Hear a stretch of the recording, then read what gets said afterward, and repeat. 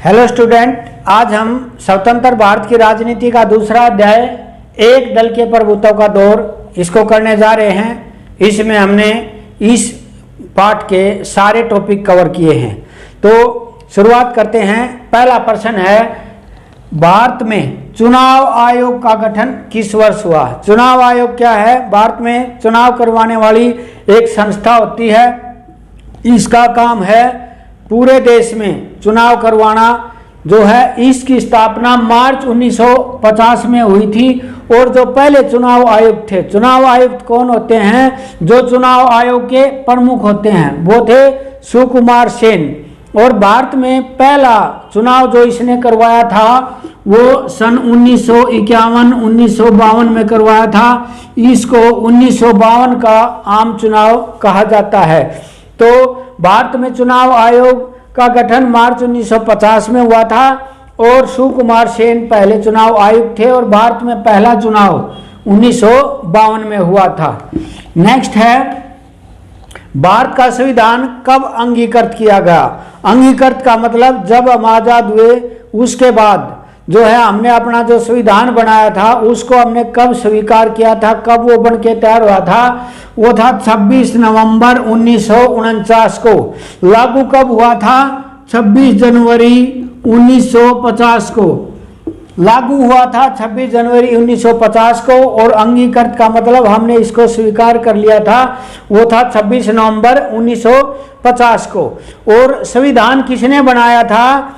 संविधान बनाया था संविधान सभा ने। यह उस समय जो आज हमारी संसद है तो उस समय संविधान सभा थी। और संविधान सभा की पहली बैठक 9 दिसंबर 1946 को हुई थी, अर्थात 9 दिसंबर 1946। भारत का संविधान का निर्माण की प्रक्रिया आज़ादी से पहले, आज़ाद कब हुए थे हम? अगस्त 1947 में। लेकिन संविधान की प्रक्रिया कब शुरू हो गई थी? दिसंबर 1946 में। तो जो संविधान बनाने वाली संस्था थी उसको संविधान सभा कहा जाता था। और पहली बैठक 9 दिसंबर 1946 को हुई थी। और संविधान तैयार करने में इसको कितना टाइम लगा था? 2 साल 11 महीने और 18 दिन। इसने 2 साल 11 महीने और 18 दिन में 26 नवंबर 1949 को अपना संविधान तैयार कर लिया था। तो ये था संविधान सभा जो है वो 9 दिसंबर से उसने अपना काम करना शुरू कर दिया था। नेक्स्ट है, पहले आम चुनाव के समय भारत में कितने प्रतिशत मतदाता थे?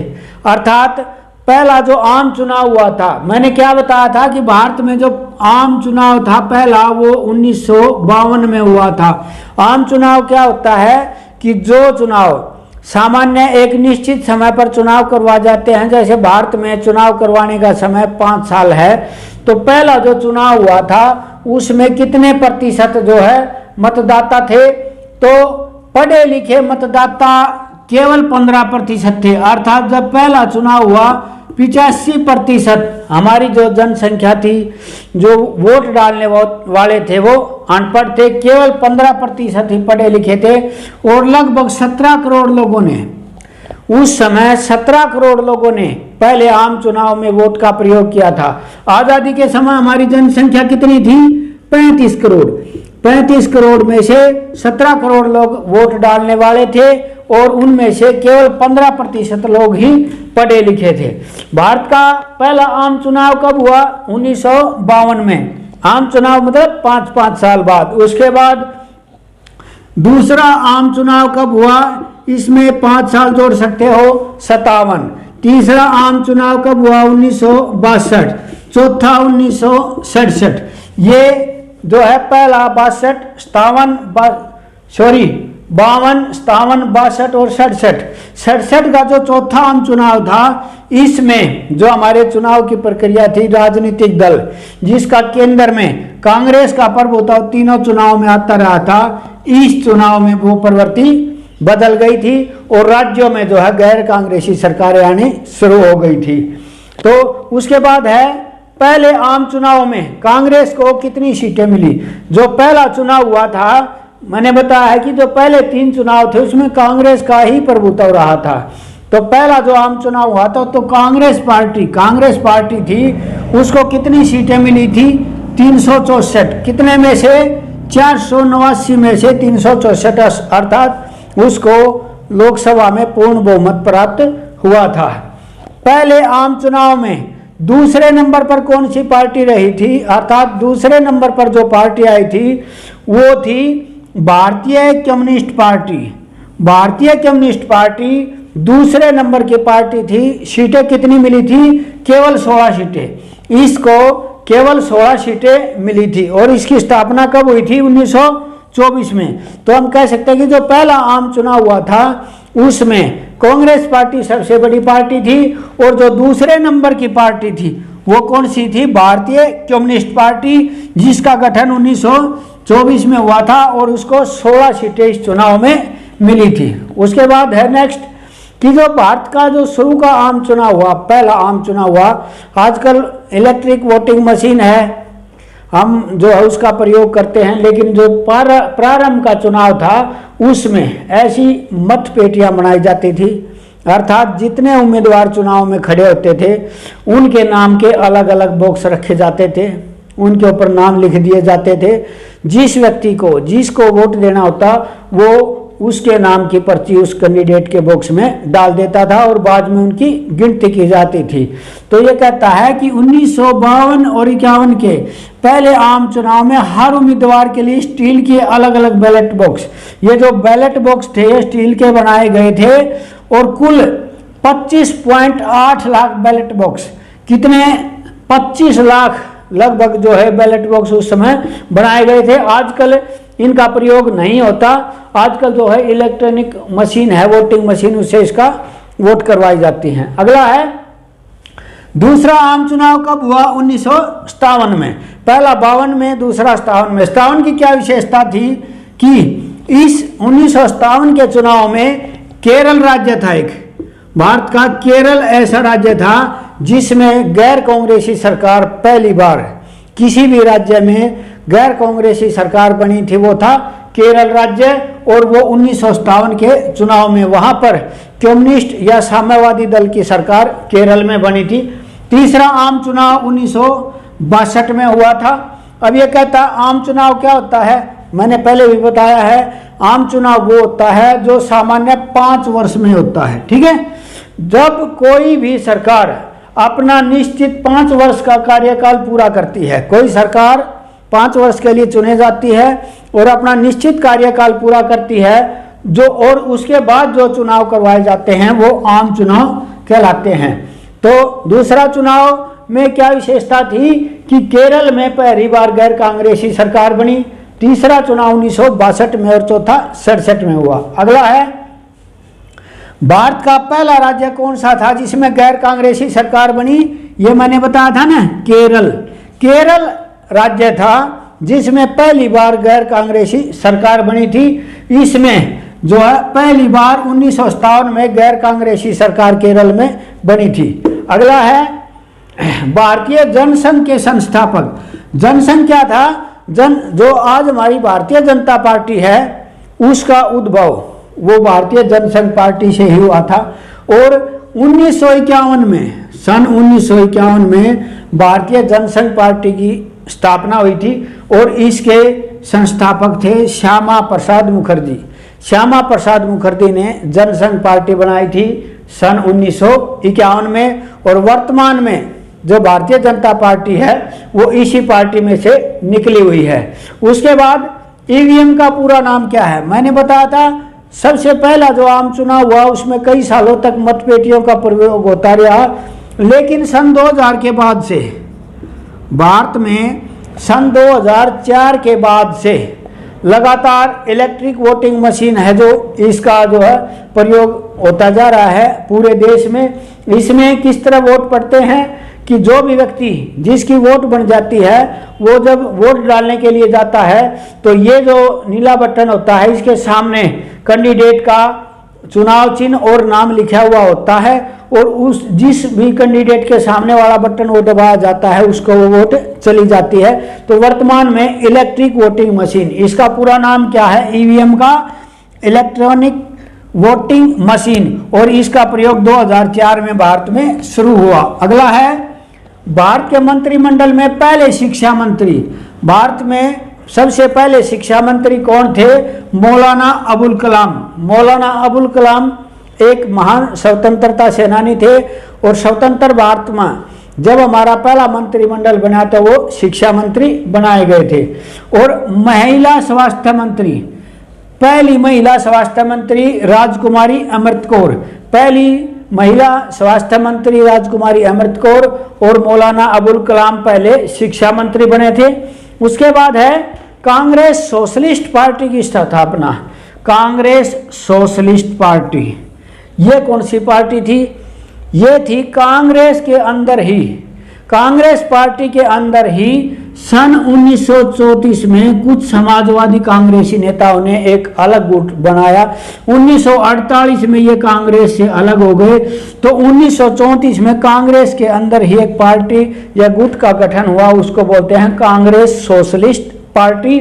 और आचार्य नरेंद्र देव जो है इसके संस्थापक थे। ठीक है, तो कांग्रेस सोशलिस्ट पार्टी कांग्रेस में ही समाजवादियों का गुट था, और 1948 में ये कांग्रेस से अलग भी हो गए थे। अगला है, ये तीन है, इनका तीनों का एक उत्तर है। ये है independent labour party. Independent labour party की संस्थापक कौन थे? डॉक्टर भीमराव अंबेडकर।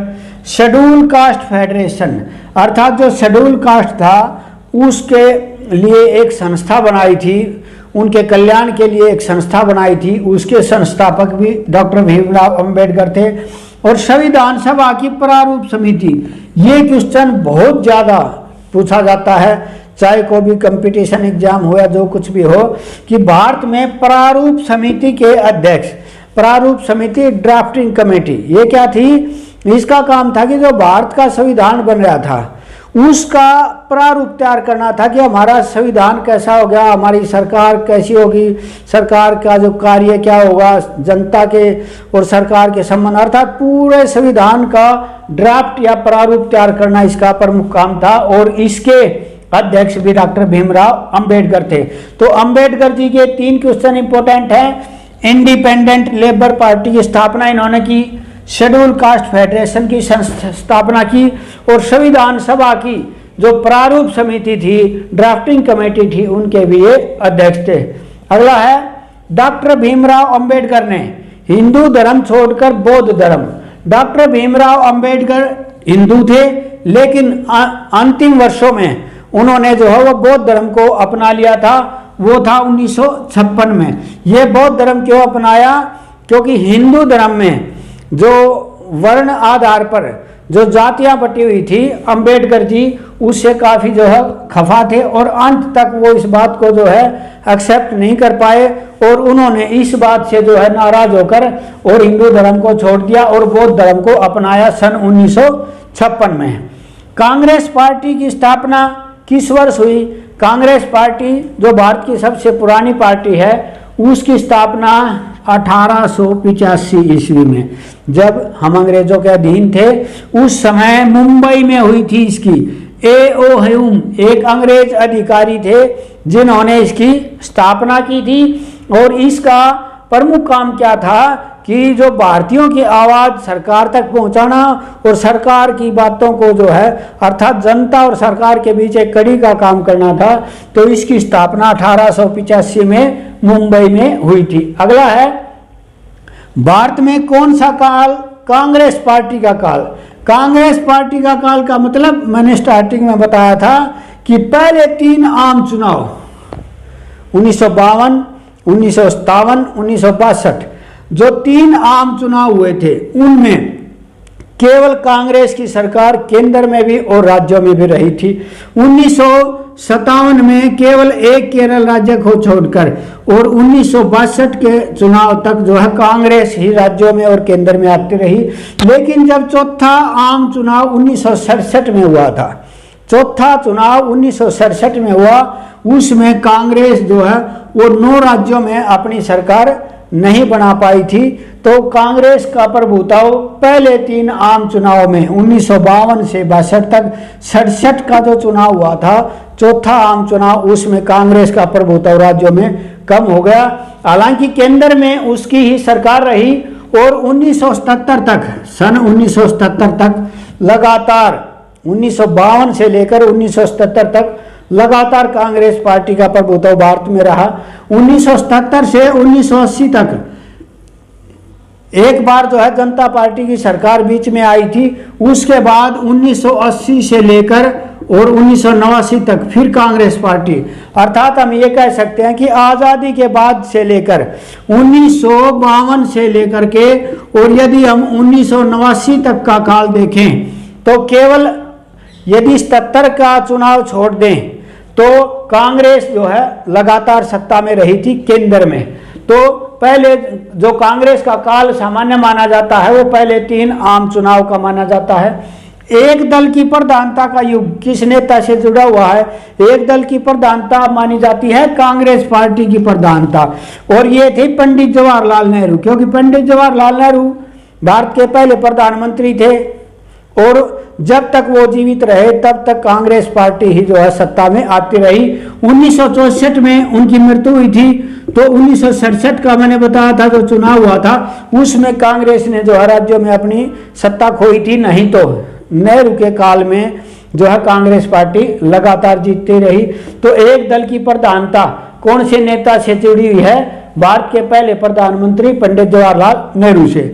भारतीय जनसंघ पार्टी की स्थापना, जनसंघ पार्टी 1951 में श्यामा प्रसाद मुखर्जी, वो प्रश्न पीछे भी आ चुका है, तो साल कौन सा है? 1951 में। और जो आज की जो भारतीय जनता पार्टी है वो इसी पार्टी में से निकली हुई है। नेक्स्ट है भारत के पहले गृह मंत्री और उप प्रधानमंत्री।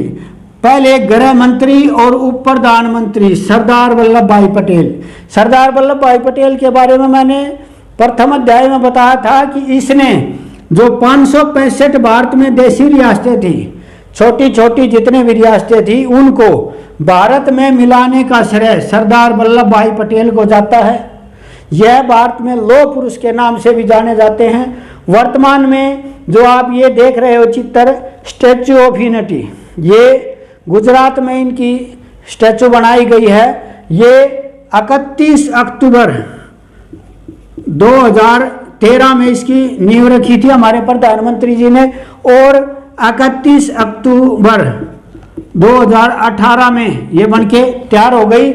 ये गुजरात के नर्मदा जिले में है, सरदार सरोवर बांध के पास है। स्टैचू ऑफ यूनिटी इसको हम बोलते हैं। तो भारत के ये पहले गृह मंत्री थे और उप प्रधानमंत्री थे। इन्होंने देशी रियासतों को भारत में मिलाने का, अर्थात भारत को एक करने का जो है श्रेय इनको ही जाता है। नेक्स्ट है महात्मा गांधी की हत्या किस वर्ष हुई थी? 30 जनवरी 1948 को। महात्मा गांधी की हत्या नाथूराम गोडसे, एक हिंदूवादी नेता थे नाथूराम गोडसे, उन्होंने महात्मा, नेता नहीं थे, नाथूराम गोडसे ने महात्मा गांधी को जो है गोली मार के उनकी हत्या की थी। इसका प्रमुख कारण क्या बताया था उसने कि जो महात्मा गांधी थे भारत में वो अहिंसा के सबसे बड़े पुजारी थे। दूसरे, वो हिंदू और मुसलमान में कोई भेदभाव नहीं करते थे, दोनों को समान मानते थे।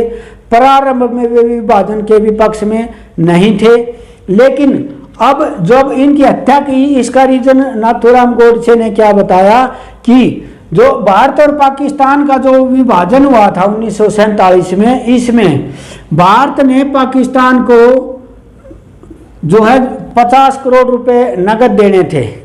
उस मामले में जब भारत सरकार और पाकिस्तान के बीच कुछ अनबन हुई तो इस बात की अनबन को लेकर महात्मा गांधी ने भारत सरकार पर दबाव डाला कि ये पैसे आपको अनिवार्य रूप से देने चाहिए।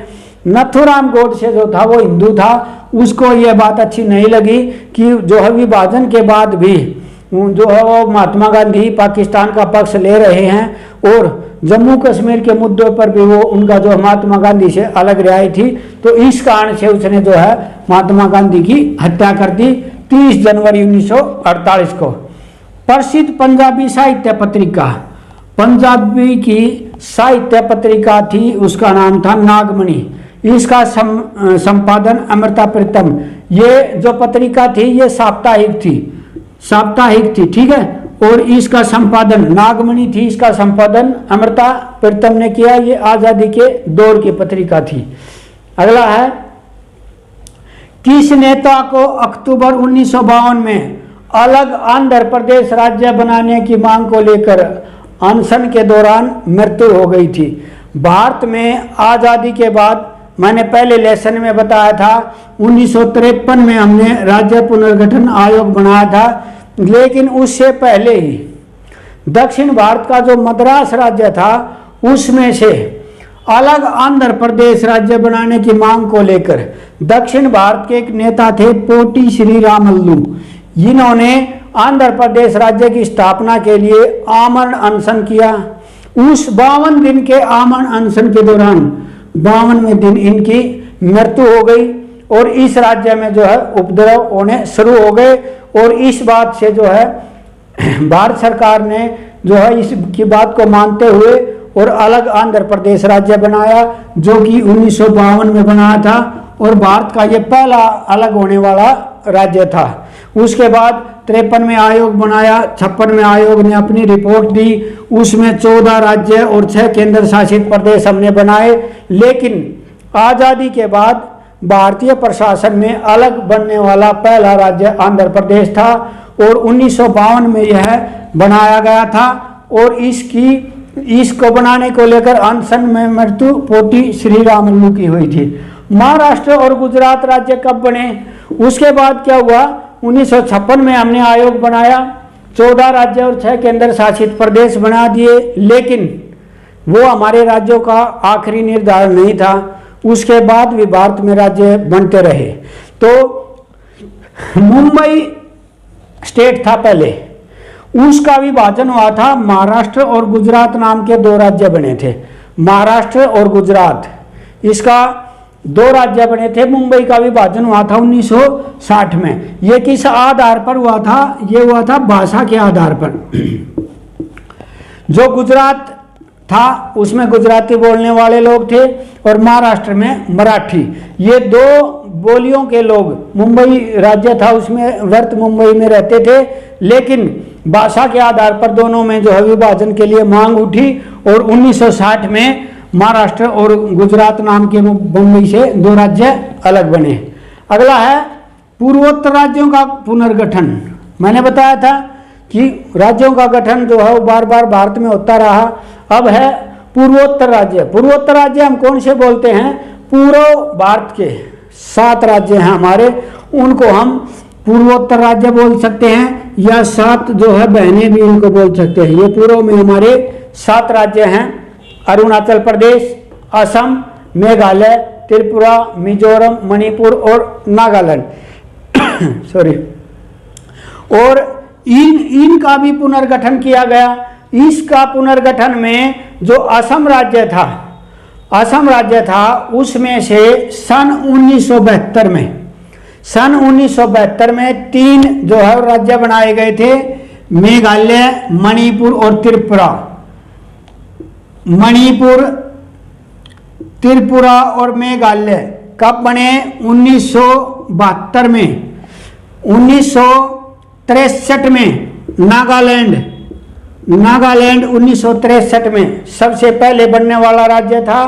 और अरुणाचल प्रदेश और मिजोरम ये बने थे सन 1987 में। तो पूर्वोत्तर राज्यों के पुनर्गठन में सबसे पहले बनने वाला राज्य नागालैंड था, अरुणाचल प्रदेश 1987 में और मिजोरम 1987 में, और मेघालय, मणिपुर और त्रिपुरा, मणिपुर, मेघालय और त्रिपुरा ये तीनों राज्य 1972 में पूर्वोत्तर राज्यों का पुनर्गठन के दौरान बनाए गए थे। अगला है आजाद भारत के पहले गवर्नर जनरल। गवर्नर जनरल कौन होते हैं? अंग्रेजों के काल में, वर्तमान में जो हमारा राष्ट्रपति है, तो वहाँ का जो सम्राट हमारे ऊपर शासन करता था वो भारत में अपना एक प्रतिनिधि नियुक्त करता था, उसको बोलते थे गवर्नर जनरल। तो जब हम आज़ाद हुए तो जब तक जो है भारत का गवर्नर जनरल नहीं बनाया था, तो लॉर्ड माउंटबेटन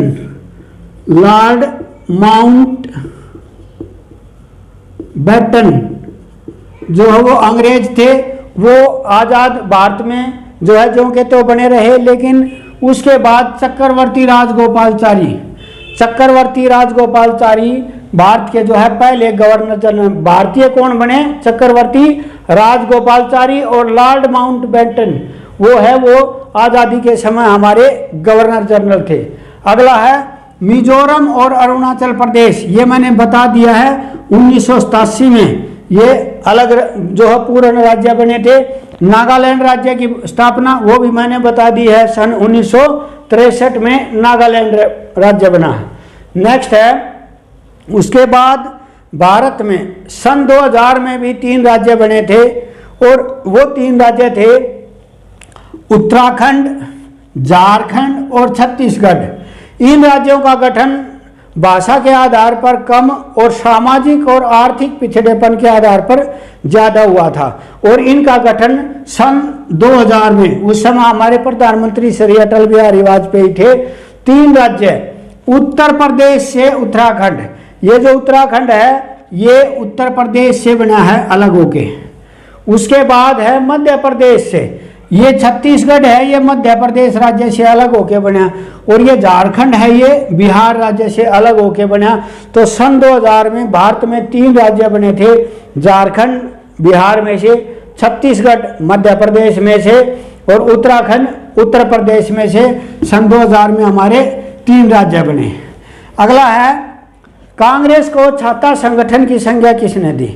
छाता संगठन का मतलब ये होता है कि जो कांग्रेस पार्टी है उसमें प्रारंभ में सभी जातियों के, सभी धर्मों के, सभी वर्गों के लोग शामिल थे। तो पामर ने कांग्रेस को एक छाता संगठन कहा, अर्थात उसके नीचे सभी धर्मों के, सभी जातियों के, सभी वर्गों के लोग इसमें आ जाते हैं। तो इसकी संज्ञा एक छाता के रूप में की, तो पामर ने इसको एक छाता संगठन कहा। भारत में चौथी लोकसभा के चुनाव कब हुए? 1967 में। मैंने बताया था कि जो 1967 का जो चौथी लोकसभा का चुनाव था उसमें क्या आ गया था, जो कांग्रेस का प्रभुत्व था वो राज्यों में अब नहीं रहा था, राज्यों में अब गैर कांग्रेसी सरकारें बननी शुरू हो गई थी। 1967 तक जो है राज्यों में और केंद्र में केवल एक बार 1957 में केरल को छोड़कर बाकी जो है कांग्रेस की सरकारें आती रही, लेकिन 1967 के चुनाव में 9 राज्यों में कांग्रेस जो है अपनी जो है सरकार नहीं बना पाई थी। उसके बाद है भारतीय कम्युनिस्ट पार्टी का विभाजन। भारतीय कम्युनिस्ट पार्टी 1924 में बनी थी, इसका विभाजन हुआ था 1964 में। और इस पार्टी की क्या विशेषता थी, जो पहला आम चुनाव हुआ था उसमें उसको 1952 के जो चुनाव हुआ था उसमें उसको 16 सीटें मिली थी। और इस पार्टी में से अब 2 पार्टियां बन गई। भारतीय कम्युनिस्ट पार्टी का एक रूप बन गया मार्क्सवादी, और इसमें जो है वो उग्रवादी विचारधारा वाले नेता थे। और इस कम्युनिस्ट पार्टी जो सामान्य कम्युनिस्ट पार्टी थी उसमें सामान्य लोकतांत्रिक विचारधारा वाले नेता थे। तो 1964 में इसका विभाजन हो गया था। और इसके विभाजन का प्रमुख कारण ये था कि 1962 में भारत और चीन का जो युद्ध हुआ था उसको लेकर के भारत में जो है मार्क्सवादी जो विचारधारा वाले लोग थे वो इस पार्टी से अलग हो गए थे। अगला है, पंडित जवाहरलाल नेहरू की मृत्यु के बाद भारत का प्रधानमंत्री कौन बना? पंडित जवाहरलाल नेहरू की मृत्यु 1964 के मई में हुई थी। उसके बाद लाल बहादुर शास्त्री भारत के प्रधानमंत्री बने, लेकिन दुर्भाग्य से वो केवल थोड़े समय के लिए शासन कर पाए क्योंकि उनकी आकस्मिक मृत्यु जो है ताशकंद में हो गई थी। 1965 में भारत और पाकिस्तान का युद्ध हुआ था। उस युद्ध के बाद ताशकंद में सोवियत संघ की मध्यस्थता से जो अब उज्बेकिस्तान में है वहाँ पर वो समझौते के लिए गए हुए थे। और भारत और पाकिस्तान के बीच युद्ध के बाद जो समझौता हुआ था वहाँ पर समझौते की रात को 10 जनवरी की रात को उनकी आकस्मिक मृत्यु हो गई थी। लेकिन वो कब बने प्रधानमंत्री? 1964 में। और कब तक रहे? 1966 तक। तो नेहरू के बाद भारत के प्रधानमंत्री लाल बहादुर शास्त्री बने थे। लाल बहादुर शास्त्री ने एक नारा दिया था, जय जवान जय किसान। इसका मतलब क्या था कि जब लाल बहादुर शास्त्री बने हमारे प्रधानमंत्री, उस काल में भारत में सन 1965 से और 1967 का जो समय था, उस समय भारत में काफी सूखा और अकाल पड़ा था।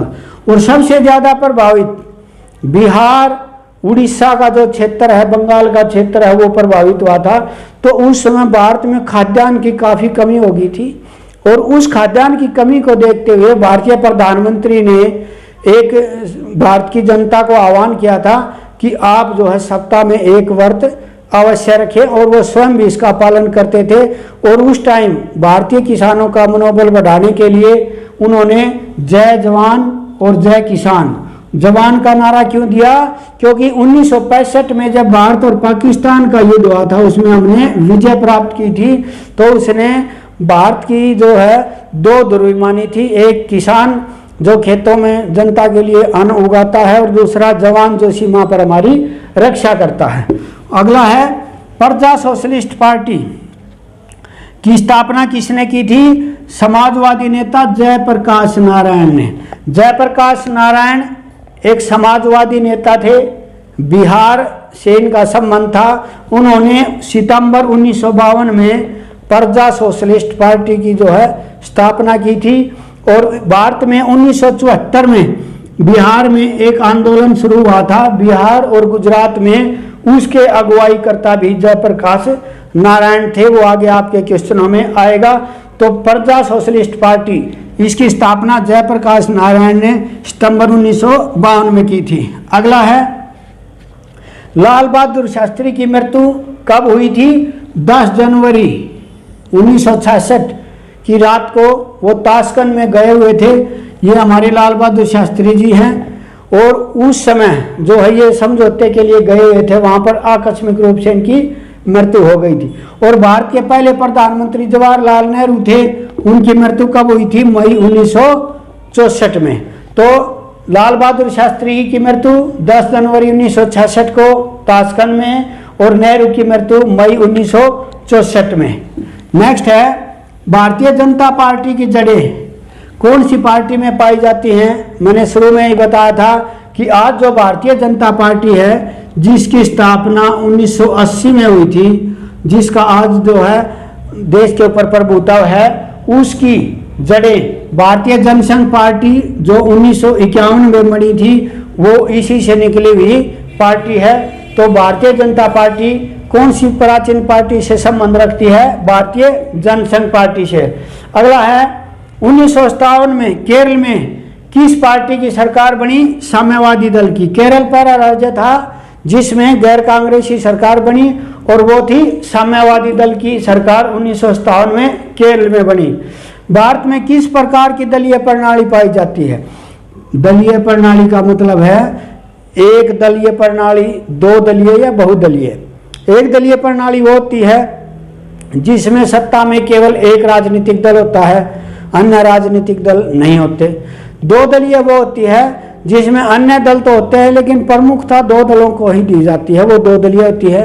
और बहुदलीय जो कि भारत में पाई जाती है, उसका मतलब है कि बहुत सारे राजनीतिक दल होते हैं, सभी चुनाव में भाग लेते हैं, जिसको जितनी सीटें मिलती हैं उस हिसाब से उसका शासन में भागीदारी हो सकती है या वो विपक्ष में बैठ सकता है।